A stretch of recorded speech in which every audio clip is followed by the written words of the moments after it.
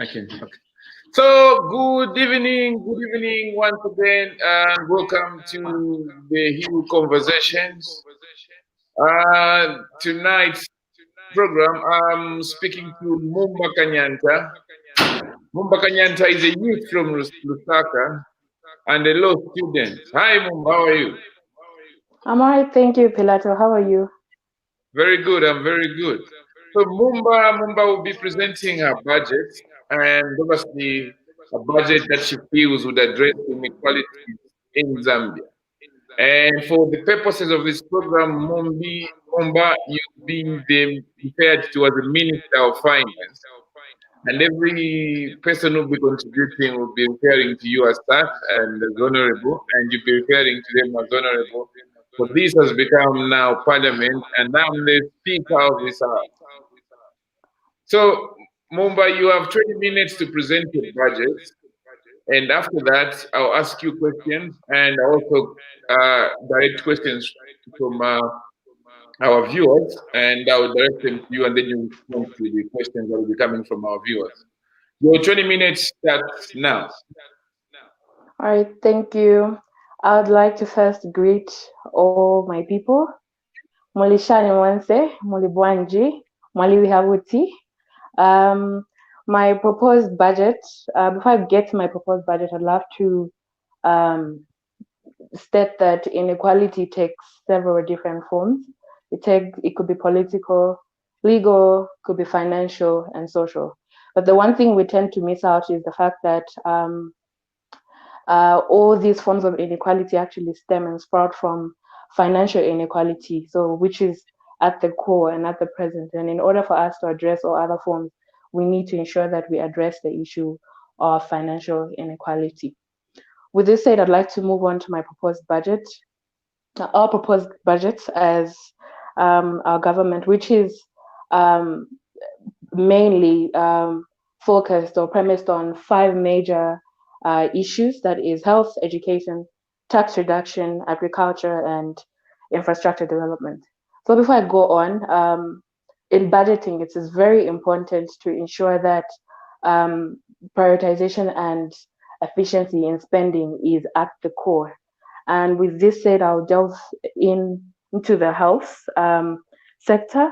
Our government intends on prioritizing health and ensuring that the nation is extremely healthy, because we are alive to the fact that the health of the people and the health of the nation is actually dependent on the public healthcare system, and we wish to address this by ensuring that we increase the budget fund to at least 15%.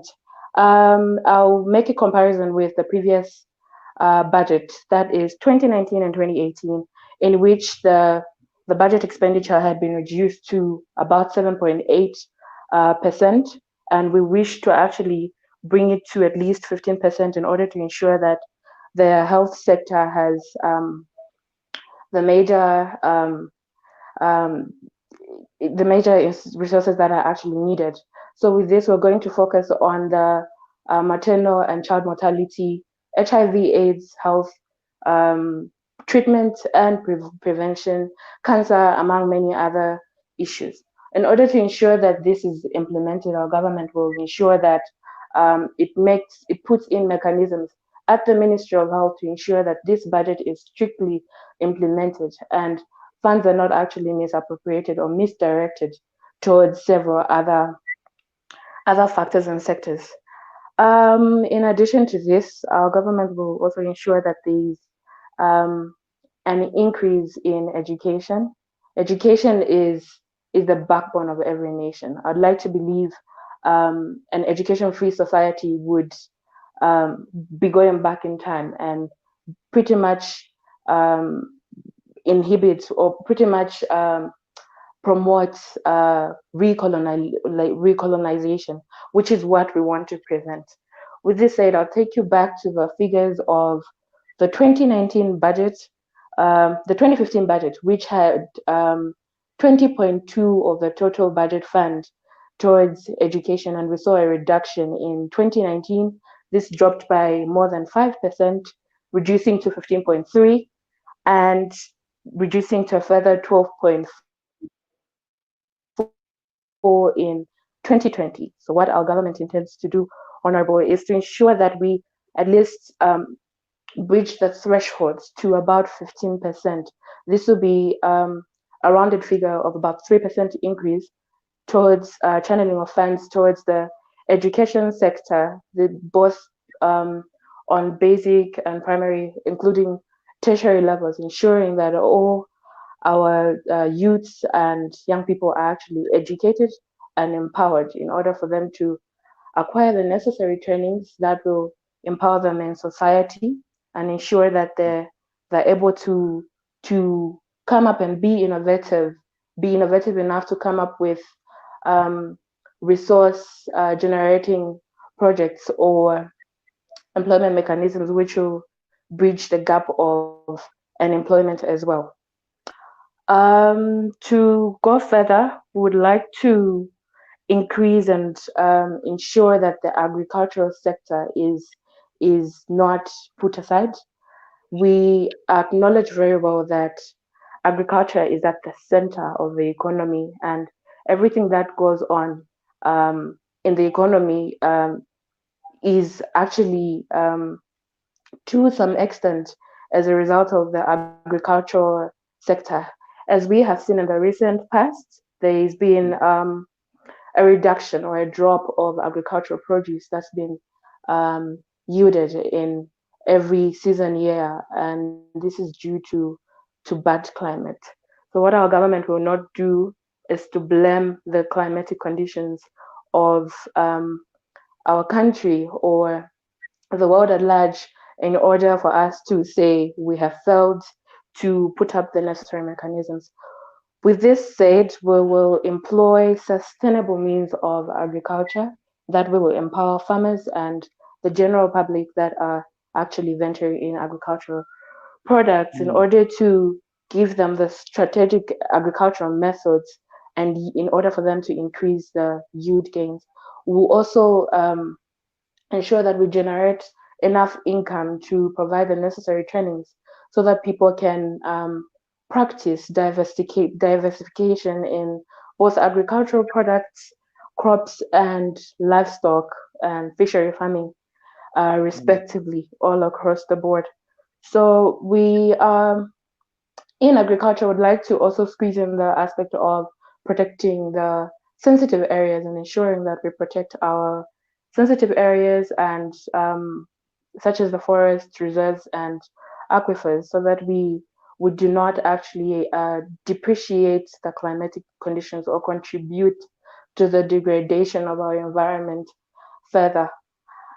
Um, to add on, would like to state that the threshold or the agricultural sector, the budget in the recent past has reduced to about 6.1%, and we're very much alive to this fact. Hence, would like to increase it to 5%. So add an additional 5% to the current budget fund in order to direct all those resources to agriculture and ensure that we have better yields and we have farmers that are producing input and actually gaining economically and socially from the produce that they actually make. mm, The other area of focus is infrastructure development. We're very important that we're very much aware that infrastructural development does not just involve the development of road infrastructure or shopping malls. We've seen in the recent, we've seen and we've noticed that most of the infrastructure development is premised on the central business district, which is Lusaka, and would like to spread this out to all other provinces and ensure that every other province has hospitals, every other province has schools, every other province has the major institutions that are necessary in order for them to thrive.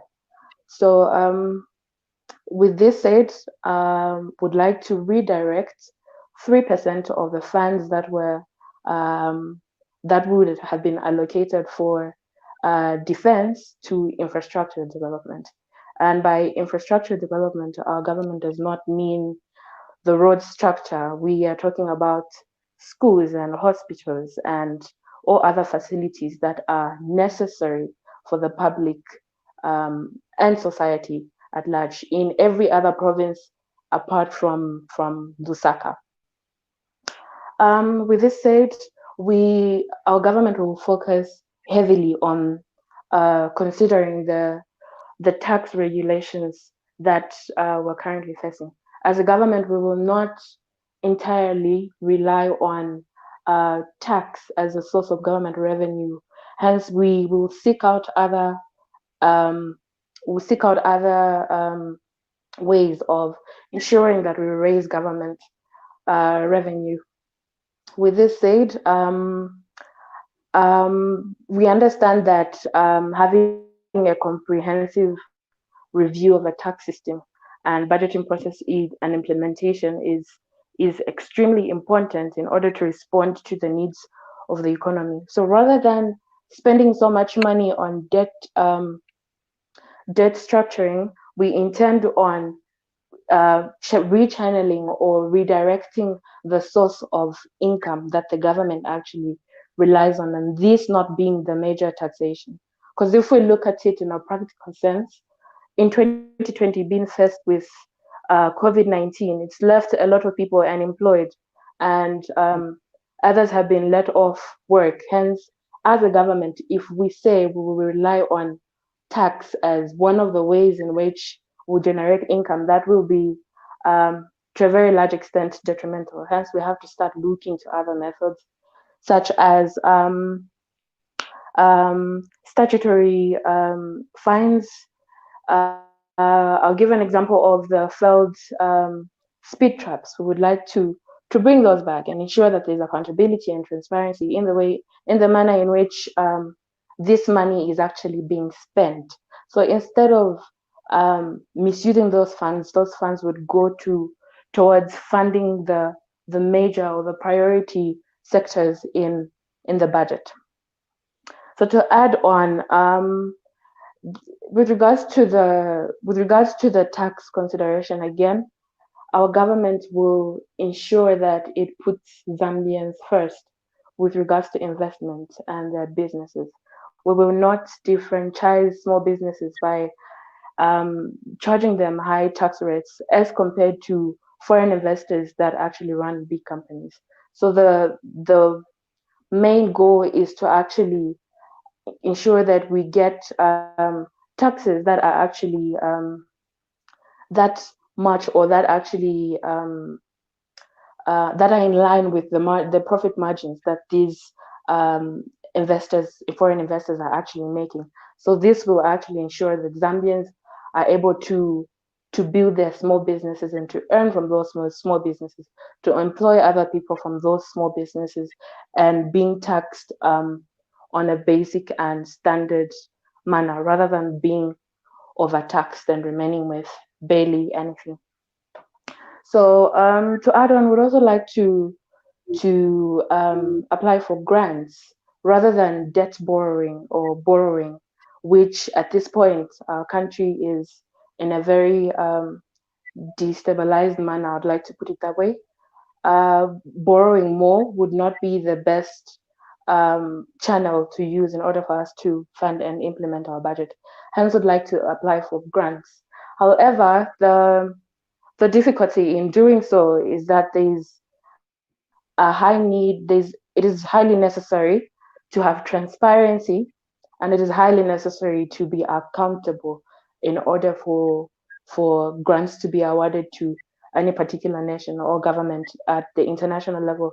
Hence, with this said, we we intend on cutting out and dealing with corruption um, in a very extensive manner by ensuring that we cut out all branches of corruption, and we cut out all corrupt individuals. Ensure that we actually deal with every every aspect, every institution, be it the legal, social, um, any ministry per se, in order to actually ensure that the country has has or attains its accountability and transparency levels in order to qualify for these grants. To add up, I'll just add up other sectors that we will deal with, most of them being rural development, which I think I've touched on under infrastructure development. So, Okay. The network being what it is, Mumba will join us shortly. So if you just joined us, this is a program that is meant and aimed at attracting attention to the budgetary system in the country. We would want young people, especially, to pay attention to what the Minister of Finance will be delivering tomorrow in Parliament, and to remember how much is being allocated to which ministry. So then we understand that this budget will have an implication, and if it does, what implication is that going to be? Uh, Mumba is giving us a budget proposal, which she feels is going to help us address inequality, economic inequality in the country, and obviously contribute to the economic growth.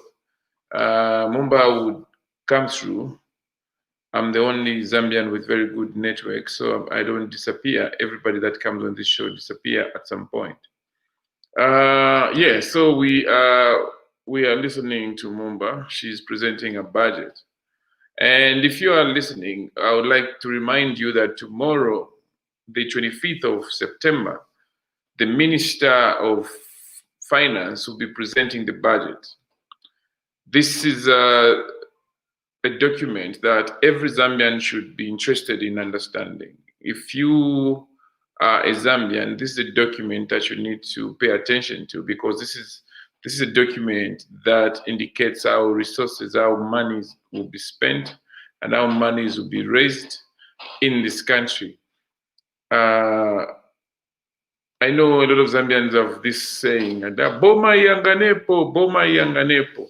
So if you've had issues through this 2020, the budget is a Boma Tianganepo type. You need to listen to the budget so that you know whether Boma ya Yanganapo. The budget pronouncements will show you where we are heading to as a country and what we are trying to achieve as a country. And Mumba is giving us the presentation, budget presentation, which she feels would address the problems that we have as a country and how we can rise to the next level. Uh, she just dropped because internet connection is weaker than my internet connection, and I do hope that she's gonna be back. So as we wait for her, I'm gonna take time to just say hello to people that are watching. This is Kelvin Nyirenda is watching us from Eastern Province. Lewison Kubela is watching from Chingola. Thank you, Lewison. There is Lucky Mano Piri from Eastern Province, Katete. Thank you. Yusuf Muhammad Kitwe, thank you. James Rudombewe, thank you. King Lieme, thank you. Chirufia Rachibwalia, thank you. Shelak Mwata, thank you. And Mumba is here. sorry, Yes. I lost connection. Sorry, I lost internet connection. Okay, sure, no problem. We understand. I'm the So only I'll Zambian just with. you can say that again. So I'm the I'll only Zambian. continue and just try to Yeah. summarize since I'm running out of time. Yeah, sure. So our budget is premised on taking into account these major sectors, including other sectors, of course. We will not exclude any of these sectors, as we are well aware that a good budget is quite extensive and must include everything. With this said, I'd like to say a budget. We all have households, and we know that you must plan critically in order for you to sustain yourself for a very long period of time. Hence, our government is taking into consideration all these sectors and ensuring that we actually prioritize health, education, agriculture, infrastructure development, and the tax considerations. I think with this, I'd like to take questions, Honorable. Thank you, Honorable Mumba. This is coming from Honorable Stephen Pata, or Puta, Stephen Pata, Stephen Puta. I don't know which one that is. Honorable Stephen is saying, change the law that prevents companies only to have 50 shareholders. This benefits just international extraction, corporations, and the rich. It pushed the share price up too high for the average Zambian to buy shares in these companies. It's not that Zambians don't want to invest in themselves; they can afford. They can't afford. You did you talk about local enterprise? Did you talk about investment or revamping the industry in Zambia? And if you did, that question is suggesting that your government changed the law.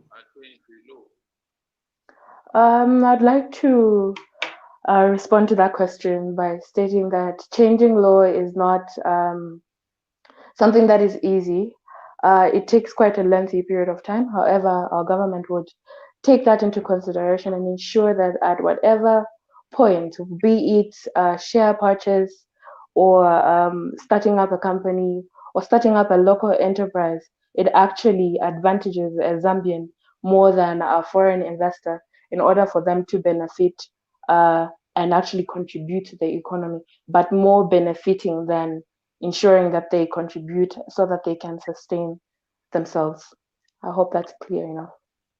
Thank you, Honorable. I heard you talk about grants, and do you understand or do you have an idea of what would qualify this country and your government for grants, and at what cost would you get the grant? Remember, there is no free lunch. Exactly. Thank you so much for the question. Um, I'd like to believe our government would qualify for these grants, but this exercise must start with us and ensuring that we actually cut out corruption and the lack of accountability and transparency, most importantly, in order for us to qualify. Sorry, the second part of your question. What at what cost will you be getting these grants? Because there is no one who's going to Well, give you $1 million for free. They'll be asking for something in return. What are you prepared to give away for you to give to get these grants? thank you, Honorable. I would like to negotiate with potential funders of these grants and ensure that we have an equal bargain, or rather, a bargain that would advantage our government more than actually disadvantage us. So we would be doing so at um, would be doing so by not selling the country, in short, for lack of a better term. So we'll be doing so by ensuring that whatever policies that we actually are sent to in order for us to access these grants are more advantageous to the country than to the funders themselves, ensuring that we have a bargain that actually supports us and not them instead. Yeah, in short, we will not sell our country in order for us to access grants. You are being too ambitious. The international community is not a change. Patrick, Honorable Uh, Patrick Mpukosa is saying, does the government listen to your wise proposal and do you trust it? Pardon? Patrick Mpokosa is asking, does the government listen to your wise proposal or and do you trust it? Does the government what? Sorry? The question is just down there. Does the government listen to your wise proposal and do you trust it? Thank you so much for the question. Um, the government does listen to our proposals. Question should be, do they respond to our proposals? And I think in as much as the response is not as much as we would like it to be. At least we are not staying quiet, and we're putting our thoughts out there and ensuring that they actually hear us, and we're using all other channels. Do we trust it? Of course not. Thank you. But with this said, I think it's important not to um, do we trust it? No. Do we have potential to trust it? Of course. And we're working on this in order to ensure that at least we reach to a level that we can attain trust. Thank you for the question. The, the energy sector in Zambia at the moment leaves much to be desired. ZECO, at the center of this, has failed in its delivery of a service that people pay for. In your 2020 budget, 2021 budget, how much are you allocating to ZESCO and for what? Would allocate 20% of the total budget funds towards ZESCO. And this is not so that they fix the Kariba Dam that is alleged to have had cracks for quite a while now, would actually allocate these funds to ensure that they develop other plants in many other different areas in Zambia. I'd like to believe Zambia is a blessed nation, and we have quite a number of water bodies that can be actually that we can have electricity sourced from it. Well, apart from this, we can't rely on hydroelectricity alone, as it is not highly sustainable. Hence, would allocate part of those funds to ZESCO in order for them to have solar plants that will actually ensure that we have power generation throughout the year, regardless of the water levels in most of these water bodies. What do you think Thank is the you. problem with this? Is it Pardon? money? What do you think is the problem with this? Do you think it's because they don't have money? Do you think it's because they don't have ideas? Do you think it's because they overstaffed? What do you think is the problem with this school? And how does that allocation solve those problems? Well, the problem with ZESCO is not, I'd like to believe it is financial to a smaller extent. However, it is the management of the institution itself. Um, I'd like to say this. It's infiltrated with a lot of politics, which actually inhibits them from acting in the best interests of the people. Hence, we see a lot of decisions being made, such as increasing tariffs to as much as 200%, which I think is quite unreasonable because the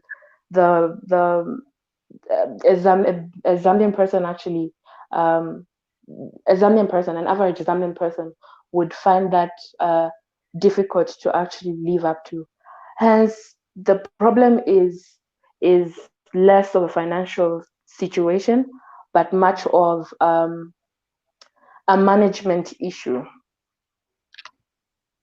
Thank you, Honorable. Honorable Sarah Thank you. Male is asking, Honorable, how do you intend to deal with the issue of universal health access for people in rural areas, looking at high levels of corruption in relation to funds? Thank you for that very important question.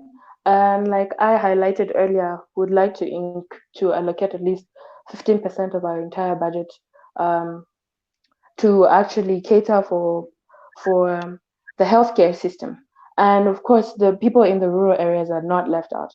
If anything, that they're at the center of this budget fund allocation to health to ensure that they actually have access to health facilities, and they don't have to travel or walk long distances in order for them to just acquire certain medical services. So would ensure that every Zambian person is at least is able to attain basic health at any institution, at any health institution with with the allocated funds.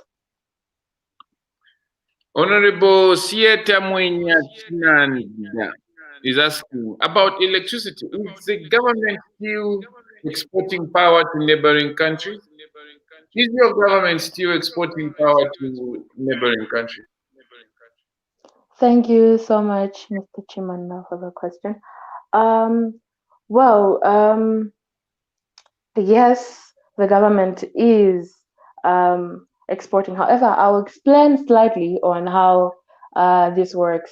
So electricity cannot be stored. So at a particular moment, if there is a high generation of electricity, some of it will be exported.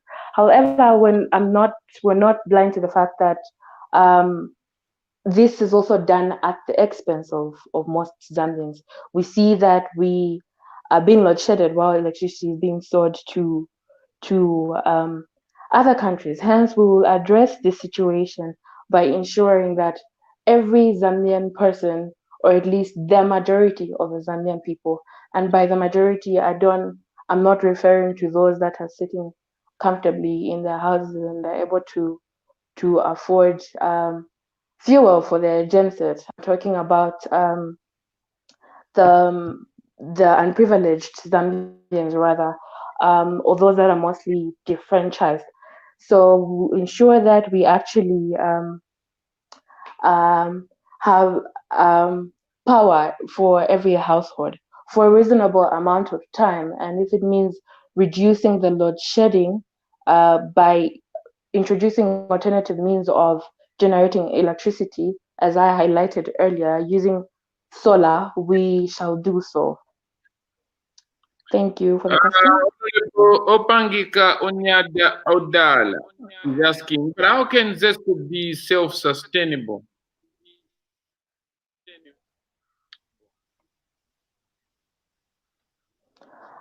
Thank you for the question, Mr. I don't know if Mr. O, but thank you for the question, Honorable.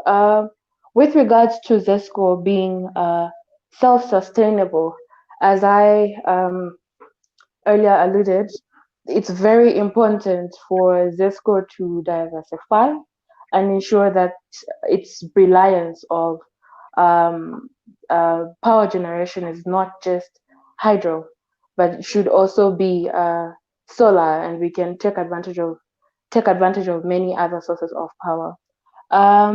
Its sustainability will also depend on its management.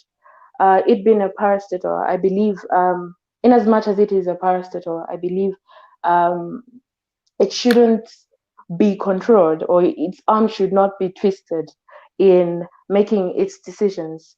Well, it's very clear because in the past we saw.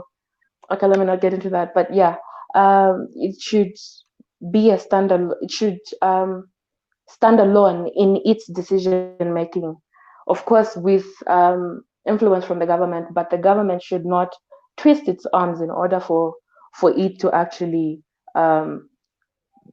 propose or impose certain uh, tariffs on consumers. Thank you for the question, Honorable. Honorable Nika D. Tatua is asking, Honorable, if you listen to Mr. Charles Robertson analysis on Zambia's economy, our borrowing habits is putting us with very soon. What is your plan on paying back the euro bond? Um, our plan on paying back the Eurobond, firstly, we'll have to, firstly, the major thing is to restructure our debt. And we intend on doing so by um, focusing on the industries and the infrastructural industries that we have, taking advantage or rejuvenating our textile industries and ensuring that we actually generate and produce most of our proceeds on our own, rather than depending on exports and rather than depending on imports in order for us to consume. So the more we consume local, the more we empower our own businesses, the more we make our economy better and actually have a better GDP. And I think we'll be able to slowly get back our government reserves to where they should be in order for us to actually start paying back our debt at a sustainable rate. Thank Honorable, you, Honorable. 50% paying salaries. Don't you think you need to reduce your cabinet? Don't you think you need to take your civil service? Pardon, please repeat the question. Your budget, 50% of it, if not more than 50% of it, goes to paying salaries and allowances to civil servants. Don't you think you might need to negotiate with your president and reduce from the cabinet, reduce, and see how you can restructure your civil service? Thank you for the question. That is that is extremely important, considering the fact that um, um, our government prioritizes the workforce entirely, the civil servants. We know these are the people that drive the economic sector, and these are the people that put their lives on the front lines in all sectors, the health sector and education sector, in order for us to thrive and develop as a nation. Hence, our government will ensure that it restructures the the payments of or rather the salaries of the civil servants by ensuring, and it will do so by ensuring that um, uh, the taxes are actually in moderation. So all excessive and unnecessary taxes would be cut out in order to ensure that they're able to meet their daily needs. Yeah, so would ensure that we cut out unnecessary taxes from their salaries and ensure that we empower them, and at the same time empower the government and ensure that it is delivering to its people. Thank you, Honorable, for the question. There's still echo. Can you reduce that volume again a bit? Okay, pardon. Thank you. Thank you. Honorable Maimpa Kanema Mumba, your namesake is asking, just joined in us. May I kindly know who this powerful young lady you are featuring? Is the organization or is she representing, and in what capacity is she here? Okay, so Honorable Maimpa, on this program, we are inviting ordinary citizens to present what they feel a budget aimed at challenging inequalities and addressing issues of this country, Zambia. So the honorable we are watching right now and listening to right now is an ordinary citizen of this country who feels she could propose a budget that could address inequalities in Zambia. The reason for this program is that tomorrow, the Minister of Finance for Zambia will actually be presenting a budget in Parliament. But how many of us do follow these proceedings? How many of us do understand this budget and how this budget affects how we live as a country? So, because we would like to open our minds, we like to expose ourselves to these conversations, so we are inviting ordinary citizens to share with us what they feel the budget should be, so that when the minister is presenting the budget tomorrow, a good number of us should be able to follow and understand. So, the lady you are watching is Honorable Mumba. She's not representing any organization. She does not belong to any political party. She's just a concerned Zambian who we invited to share our thoughts on how the budget could be drafted to challenge inequalities in Zambia. Thank you very much. Uh, so, Principal Kangwa is asking, so what guarantee is there that most of power is going to be consumed locally as a way of promoting businesses that depend on electricity? Are there measures that are in place or that are going to be put in place? I think that's in line with what you said about ZESCO exporting power. Thank you for the very important question, Honorable Kangwa. In order to address the issue and the measures that we would put in place in order to ensure that businesses that depend on electricity thrive would ensure, firstly, most importantly, as I stated, the government will our government will not will let ZESCO exist independently and not twist its arm in order to ensure that they actually make decisions that are not favorable enough for the people. And to ensure that the power benefits most of these businesses, we will put in measures that will first measure that we'll put in is to ensure that the power is actually accessible. The amount that one has to spend on electricity tariffs is actually um, reasonable enough. So would moderate the price or the tariff of electricity and ensure that those that use lower amounts of electricity or those that purchase in smaller amounts are actually not subject to um, a higher tax. So this would actually promote smaller businesses in order to ensure that they thrive. So in relation to this, I also want to put out the fact that our government would ensure that we implement reasonable taxation on mines and big enterprises that actually make um, huge amount of profits. So the amount of money that they spend on electricity and the taxes that they pay towards purchasing of electricity should be in line with the profits that they actually uh, make. This So, will Honorable, promote. you've mentioned something interesting. I would like to take you, because you talked about tax. I want to, I just have a thought on tax. Uh, First of all, you did mention and talk about education and Yes, the 21st century discussion when it comes to education is the ICT approach. yes. In your budget, do you think you need to reduce tax on talk time and data so then we could uh, allow accessibility to internet for many people? Thank you, Honorable, for the question. In as much as I'd like to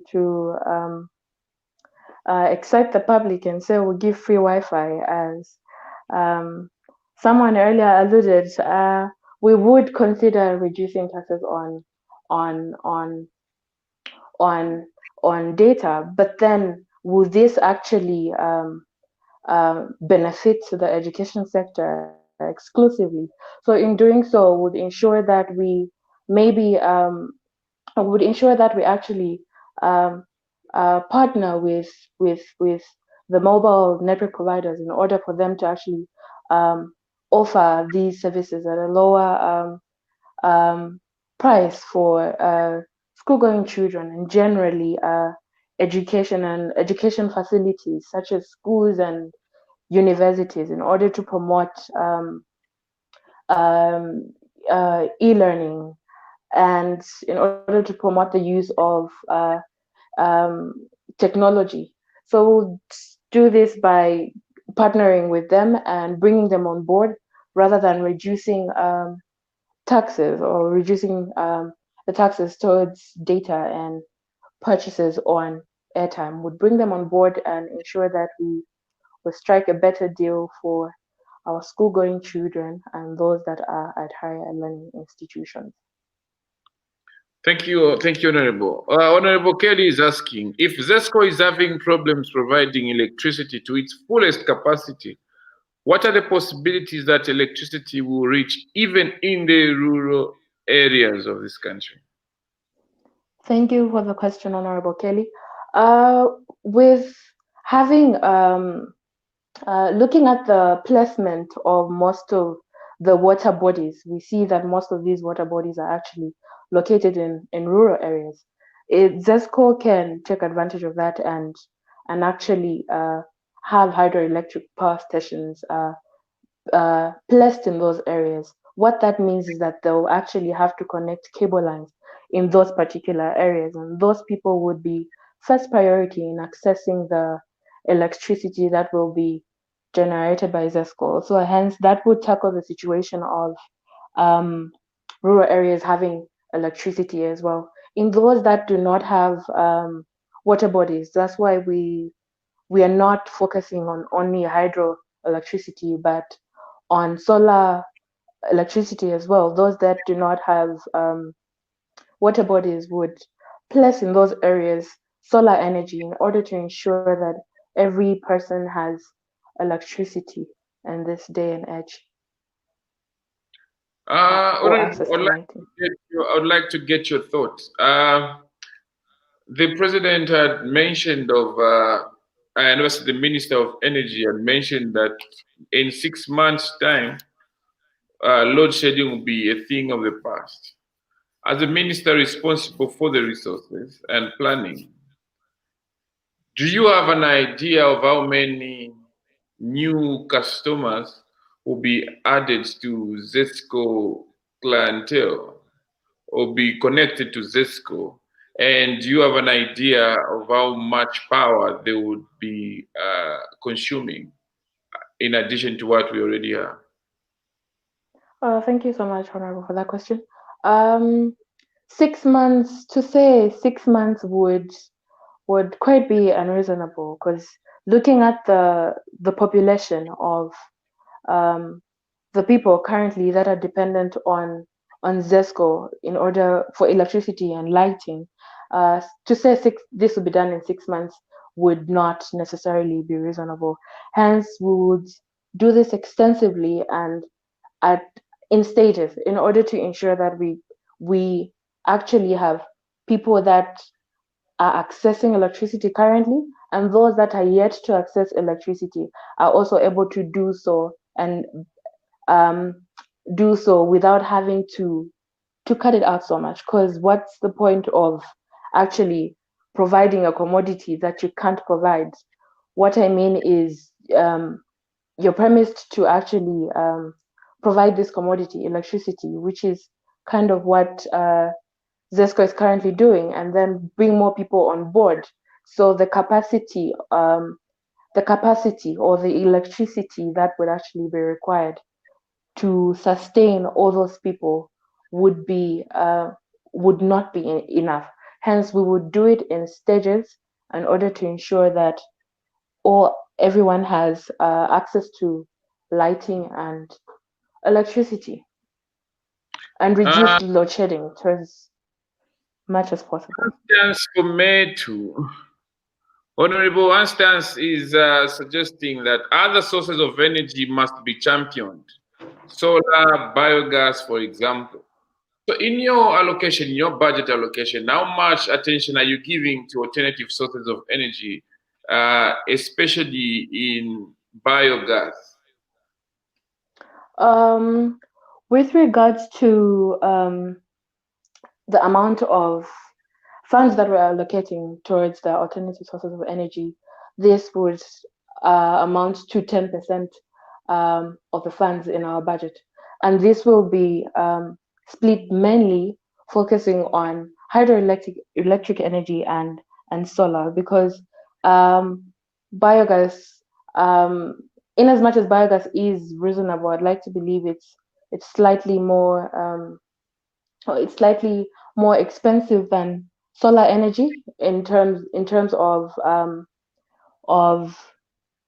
putting up the necessary structure and um, yeah, transformation or conversion methods in order to convert it to electricity that will light up houses, slightly more expensive. And however, this is not to say that we have left it out. We have included many other alternatives as well, apart from solar and biogas.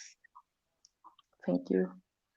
So, Honorable Kanyanta Mwamba Mapulanga is saying, hello, Honorable. With the reports of ghost workers, which is part of the huge wage bill that does not correlate with productivity, and the last recent report of fake teachers that were forgiven, in inverted commas, because we have not gotten the final report on the current government situation, what is your government's plan on ghost workers? Thank you so much, Honorable Kanyanta, for the question. Um, what our government intends on doing, because we know all these practices, ghost workers, and um, the fake teachers that were actually uh, placed, all this are as a result of lack of lack of accountability and transparency in these institutions, and corruption. Because if we are to probe and look into our government, would find that all of these monies that are actually meant to go towards these ghost workers and fake teachers, it goes into people's pockets. Hence, our government will ensure that it actually um, looks into or finds the people that are actually behind these practices or at the forefront of these practices, ensuring that they actually face the law and ensure that they actually pay back the monies that they owe to the governments, because this would be a waste. Um, a waste, and it would benefit people's pockets when the money should actually benefit those that are actually in the workforce and doing the work. Thank you for Honorable, the question, Honorable. a number of researches and reports will tell you that income, economic inequality is majorly driven by unfair taxing and fair taxation. I wouldn't want you to get in details of this taxing and taxation, whatever they call it. What is your proposal for the threshold for tax for payee in Zambia? Why I ask is that you realize that the people that get little get taxed more. So right now we have people that get paid for more than 3,300 because of being taxed, and when the tax is taken, there is little that they go home with. How much? What is your proposed tax threshold? Thank you for that question. Um, I'd like to slightly correct you on that, Yeah. because the taxation it's in stages. So if you earn from about 0 to 3,300, you wouldn't really be liable to being taxed. However, the tax, I agree with you when you say most of the economic inequality stems from taxation. So we see that every Zambian is subject to pay the same amount of taxes, certain taxes rather, such as VAT. Um, Looking at that, I think we would actually find that it affects those that are not those that are not financially equipped unfairly. So we find that a kid goes to buy a sweet or something in Shoprite, and they're still going to pay 16% um, VAT. And in some instances, we find that the people are actually double taxed. So it's issues like double taxation that we must actually address. The fact that people should not be taxed more than they should be, and they shouldn't be taxed um, twice. In other words, I'd like to say that our tax system or our tax method aims to be clear and efficient. The uncertainty with regards to taxation also sprouts and gives rise to several inequalities. Hence, in dealing with it, we aim on having a clear and a much more efficient taxing method that will ensure that people are taxed according to their um, to the income that they actually make. That's something I would agree with. So, in the circles of inequality fighting, there is what they are calling progressive taxation. I think that sounds similar. Honorable Kangwa is asking again. So, Honorable, what are the income generating activities are you putting in place in order to reduce electricity tariffs and also reduce taxation? Thank you so much, Honorable Kangwa, for the question. With regards to reducing electricity tariffs, would like to focus on exploring other means of electricity generation, as I earlier alluded, such as solar energy and and solar energy and biogas, respectively.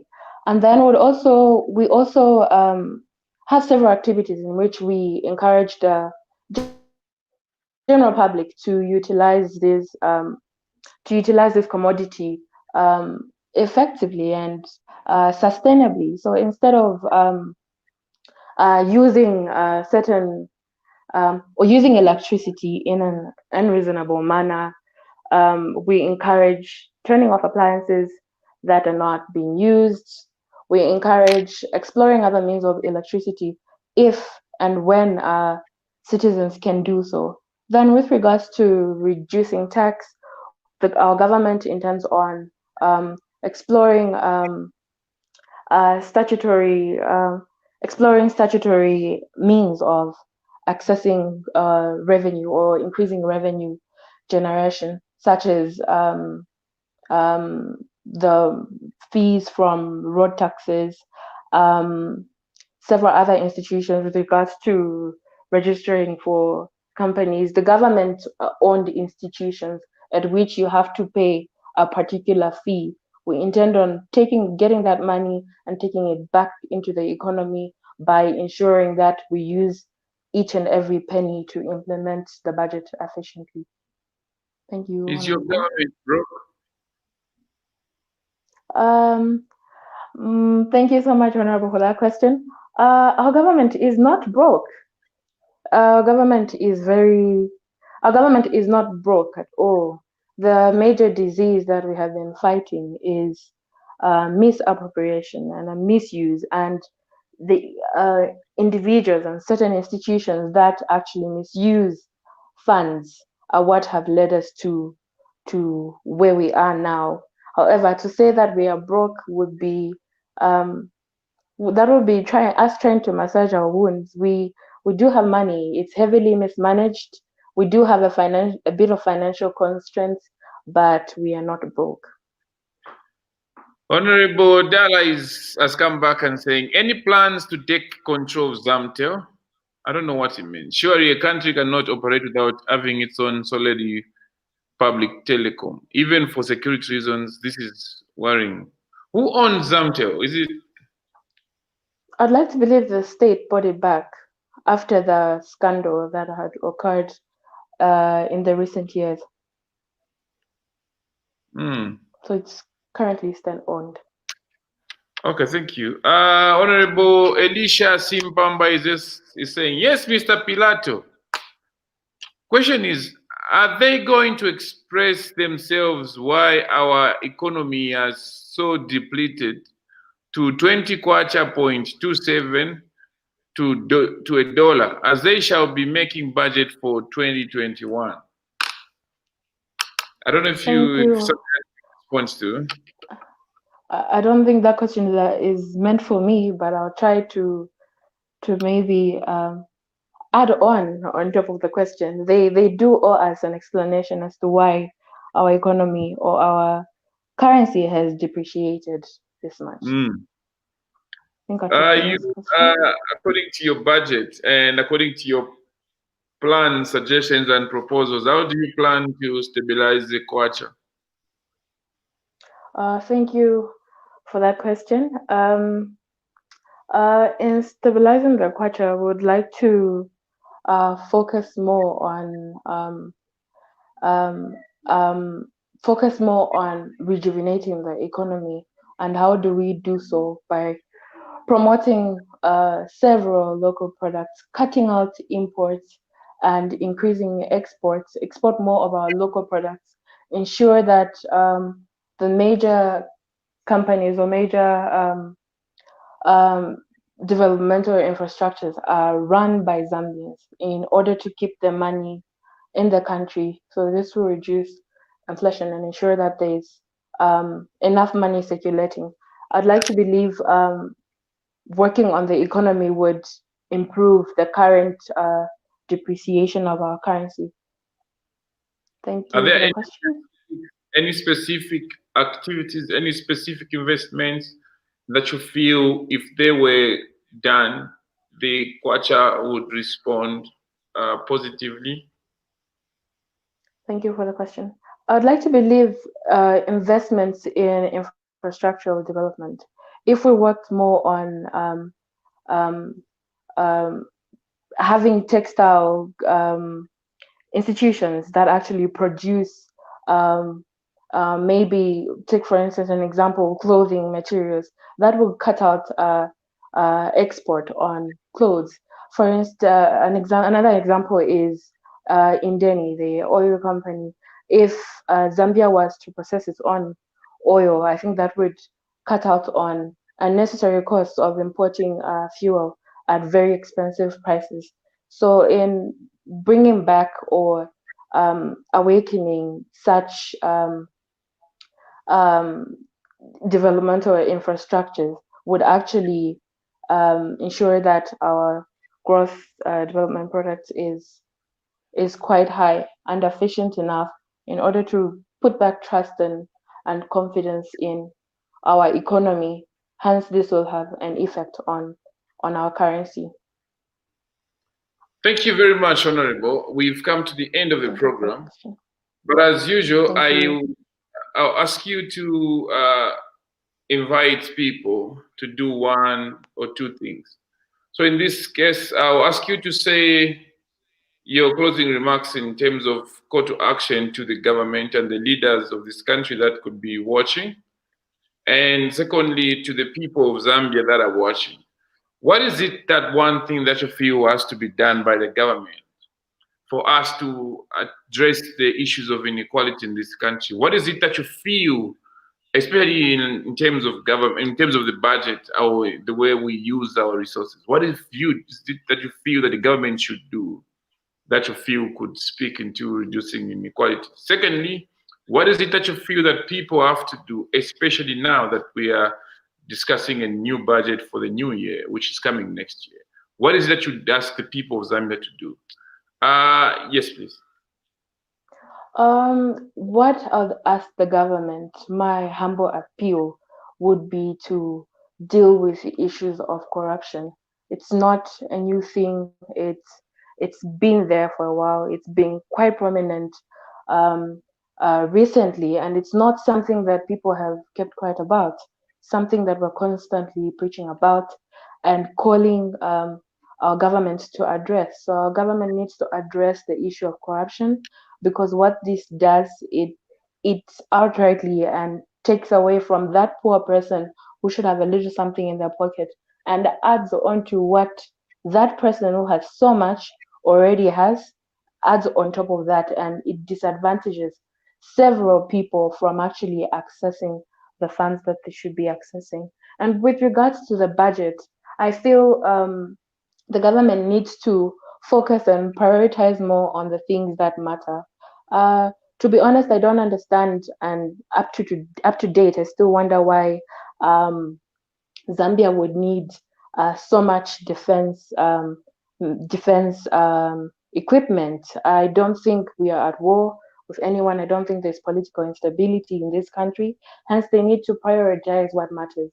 Instead of cutting out funds on education, on health, on agriculture, they need to actually increase the allocation of funds that they put towards these sectors because it has adverse effects. And with regards, or my advice to the people, my core, the people would be take interest in these matters. Ensure that um, you follow at every point, and not just when the budget is out. Make sure you follow and ensure that you actually um, at least add a voice to the already many existing voices. Ensure that you take keen interest in understanding the budget, compare the previous budgets from the years in order for you to see how the allocation of these funds are being done, and ensure that you follow every step of the way on how the implementation of such funds will actually be. So the government does owe us a lot. They need to account for how they spend each amount that they allocate to every sector in the budget. So we need to take keen interest in such matters. Thank you very much, Honorable, and thank you very much for everybody for tuning in. Uh, I would like to announce one sad what did you say? What did you announce? Announcement, or like make a sad announcement. And but obviously it can't completely be a sad announcement. Some good news is going to come after that. So before I get to that, thank you very much for tuning in. And this program has been uh, has been an initiative uh, where we want to bring people closer to issues that affect them. And thank you very much, Honorable, for coming through. And it's been a very beautiful discussion. Sad news is that Thank you so much for having me. tomorrow is going to be our last program. Tomorrow is going to be our last Hue Conversations program, and it's going to be on the same platform at 21 hours Lusaka and 20 hours London and 15 hours New York. Then tomorrow I'll be speaking to a gentleman I've known for some time. His name is Xavier Mwambwa, who is a programs officer for Open Society Foundations, New York. And he'll be discussing inequality and their work. Uh, and I'm sure tomorrow it's going to share a little more of their work, and especially that the project, the album Here I Live, where this program is coming from. The research for that album was sponsored by Open Society Foundation. So if you are an artist, if you are an activist, if you are a civil society organization, if you are a government worker, if you are a student and would want to understand more of the work of the Open Society Foundation and work especially around inequality and fighting inequality, tomorrow is a program that you can sit in and see how else you can work with Open Society Foundation. And that's a sad news. The good news is that after this program is over, we'll come up with a more exciting platform where we can accommodate even more people to express themselves and allow people to share ideas freely. Idea sharing is very important for a democracy because that's the only way you can benefit from a democracy. When ideas are able to flow from one mind to the other, then you can benefit from having huge numbers of people in a country. It is useless, it is pointless to be 17 million people in a country, but only 10 people are allowed to think, or only ideas from 10 people are only given attention. So this program is we are airing our last episode tomorrow, but then I'll announce a bigger and better initiative on this same platform. Thank you very much. And Thank you, Ngalumba. Cholumba kapati, Cholumba, lead. So yeah, thank you very much. See you tomorrow for the last episode. Good night.